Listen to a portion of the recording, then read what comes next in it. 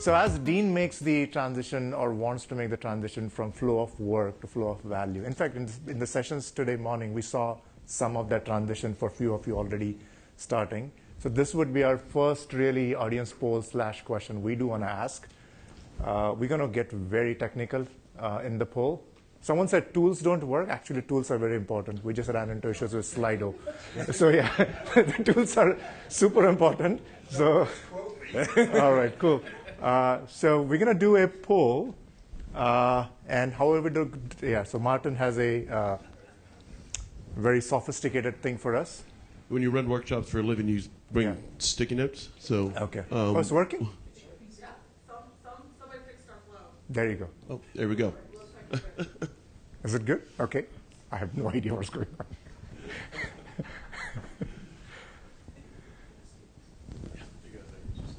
Okay. Yeah. Really, what do you see to be the big challenge that you've seen that, and this is really for you, Dean. This is your take back from the community, or as you think about next. Yeah. Yeah, I'm not surprised by the top score there. That certainly would be a shared experience. It's in pockets. Hey, it's just trying to get everybody on the same page, understanding the intent, understanding the potential there. From our point of view, we're starting from a DevOps viewpoint, which may make our journey harder once we expand left and right, because we don't want VSM to be seen as a DevOps visibility tool. But we are looking for that executive buy-in. We are looking for those champions that was discussed today to help us take that further. Wonderful. And I'll say that I see these slides. These executives, actually, they get very bad rep, frankly, on these slides. And in fact, for me, the value stream management work that we are doing and the V in that is one of the best things that can help you connect the dots between what moves the needle for the business versus where the investment is going, right? So just my take on that. So thanks, Dean. Really appreciate you sharing your journey. So we're going to continue, sharing of. Oh, there's a question. What do we know about the correlation, the actual correlation between flow optimization and business value? Because there's so many other factors that contribute to business value being achieved. Do you have any evidence of direct correlation? Well, I guess for us, that's further on in the journey than what we are on. For us, getting visibility of the software engineering practices or the outcomes from the software engineering practices, that's been a key area for us, and we're still getting those benefits, being able to answer those questions. And I think what you're more talking to is our journey that we're still looking forward to going. Yeah. So I'll just give a quick pointer there, and I think Carina, when she comes up, she will try to connect the dots there. We're in the connect session here. So it does come down to defining what value is, but if you simplify it, organizational OKRs and goals, if you have them well defined up there, and then being able to ask the question, how do you achieve that? And are there things, it may not be deep in your software land, as we saw in that Deutsche Bank presentation, right? It was very different, right? So what could be the handoffs or things that cause waste? Yeah, that connection, we'll talk about that a little when Carina does come up. So let's keep moving along here. So I want to invite Martin, who is from our enterprise architecture advisory practice. He speaks with a lot of customers and pretty high-level individuals there too, execs, about this. So Martin, why don't you share your experiences from these conversations? Yeah, thank you. So yeah, I do get the privilege of going around kind of talking to our clients, our customers, helping facilitate sessions on how we're going to connect, consume, and transform. I'm sure no one else in here has said any of those words today. Can you advance the slide? But what I'm seeing here is really, there we go. This top-down approach to how we're going to deliver value, to Anand's point, like we're defining value, but we're in an era, especially with the current macro environment where we're at, specifically around the economic kind of turmoil we're in, where executives and companies are being faced with making very, very drastic decisions. So let me give you a couple of examples, right? I'm working with a logistics company. They need to, it's all about cost takeout or cost avoidance and risk, but let's focus on the first two. This company I'm working with needs to reduce their operating costs in the next 5 years, not by tens of millions, not by hundreds of millions, but literally billions. You don't do that by looking at specific products or specific processes and trying to make those more efficient. You do that by looking across the landscape of a true business value stream. In this case, just as an example, customer orders coming in. I love the call out on BECU to the BizBach and kind of the guild and what they do. We're going to talk about that a little later. I'm also happy we had architects come on first to say things like business capabilities and business process. I wouldn't be the only one talking about that. Another client, so same in financial services, right? Having to reduce OpEx 4 to 6% just next year. This is a mid-sized bank under $25 billion in assets under management. How are we going to do that? You know, he's looking at me. The COO literally was with me last week, telling me, Martin, I've not been under this amount of pressure since the 2008 housing crisis. Right? We can't do it by cutting bodies. We have to look across. So they're looking at treasury management, new client onboarding, wealth card operations, deposit ops, and how are we going to get teams together to collectively look at this more holistically and make efficiency changes that are going to return real value to the organization. And in this case, it's cost. Last example that I've seen also this shift of organizations. Of how we're, not just structuring around teams on how they deliver value, but truly restructuring and reorganizing. So BECU, when you tell me you're on your fourth reorg, I see that. Like companies are saying, how can we reorg the organization to get away from, we naturally create silos because we have an operations department and an IT department and an HR department and a development side.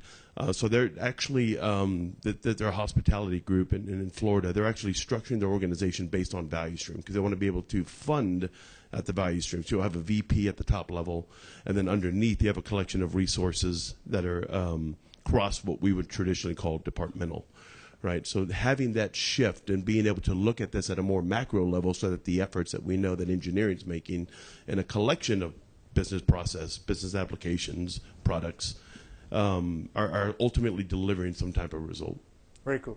So, I get fascinated even in this conversation and throughout the day, just the granular, or when you ask that question, like what is value, like what comes in the flow, the outcome changes for who the stakeholder is. Like at some point we talk about developer productivity or the flow there, and he is talking about billions of dollars of savings and costs. Just that the scale and the stakeholders involved just fascinate me. So on that, actually, we probably have a second poll here. Would love to run that. Just again, we are also trying to learn with the community here, and even my vendor friends can answer this one, yeah, which is as you think about your experiences, right? Who was the you can read the question really. Who was most likely? I think the most likely is the operative thing there. I think we can only select one, right? Here, I'm not sure. I didn't get set up, so Okay. I'm not sure if you can select one or Multiple. more. That's fine. Yeah. Multiple. Yeah. Just interested in who are the stakeholders that you're seeing that champion this, the overall CEO. Nice.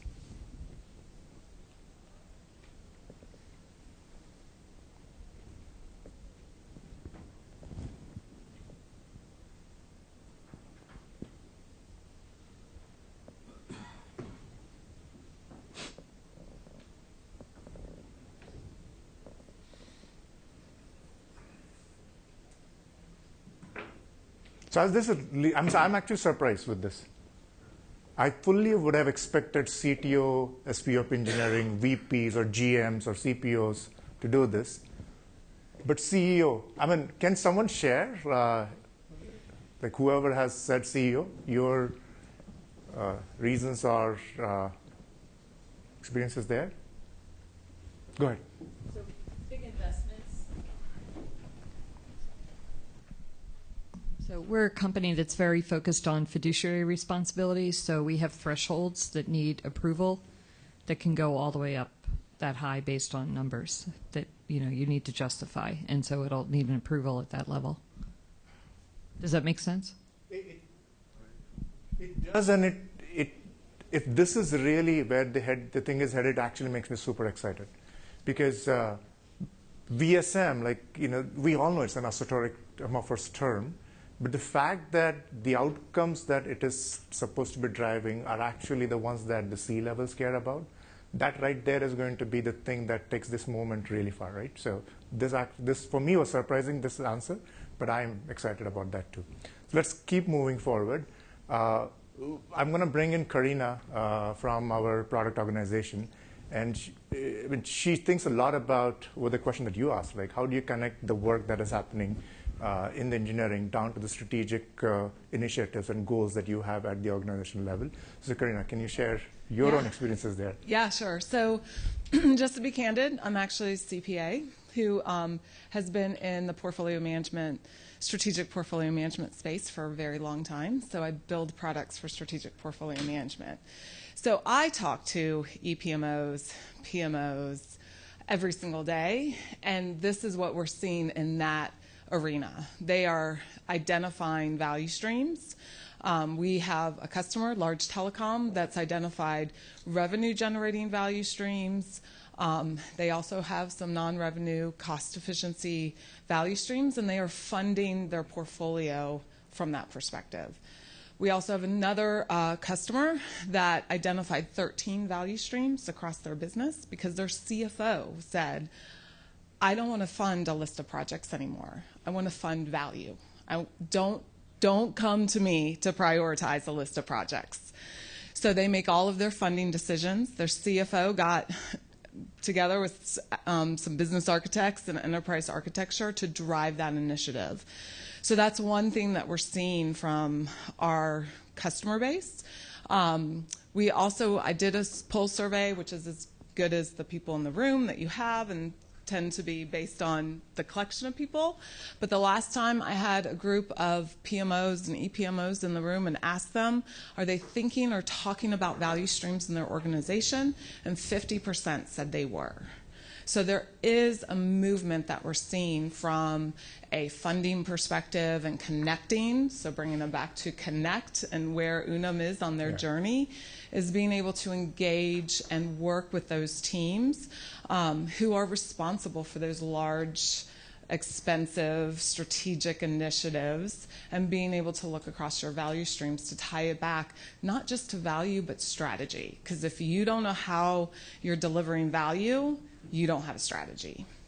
So that's what we're seeing in the marketplace and what customers are doing, and OKRs are definitely a big part of that conversation to connect the work to what's being delivered across the business. Hey, thanks, Carina. So we got 4 minutes, so we're going to stop here with our prepared remarks, but would love to take any questions here. I mean, the intent here was just to give you different perspectives from an enterprise that actually implementing it to people who are out there implementing it for other enterprises, and then product people too. But we'll pause. Any questions for any one of us? Definitely Dean can get 1 or 2 more questions. Yeah, Dean?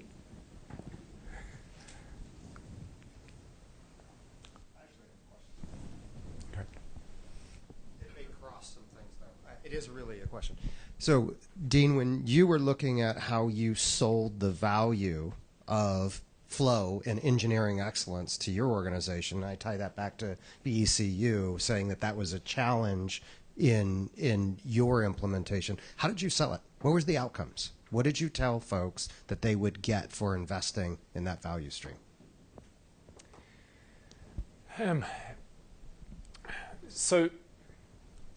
What are we selling them with? And sometimes it's a hard sell because we're showing them visibility that they might not want to see. But the sell is the visibility. That's been the real focus area for us, is finally you can look at a value stream as a whole and you can see where it's at. And then when you align your metrics that we're seeing with the engineering practices, we can then start to identify where do the teams need to focus their improvements, what will give them the biggest return on investment. So the major sell is the visibility. Any other questions? Since I think we have 2 minutes. Or we get extra points for coming in under. We can spend the next 2 years reading this. Yeah, so we did want to end with connect across your organization. As we've heard earlier today, is going to be cross-functional across different people. So we do have an engineering, enterprise architect, CPA, and EPMO all connected. Thank you.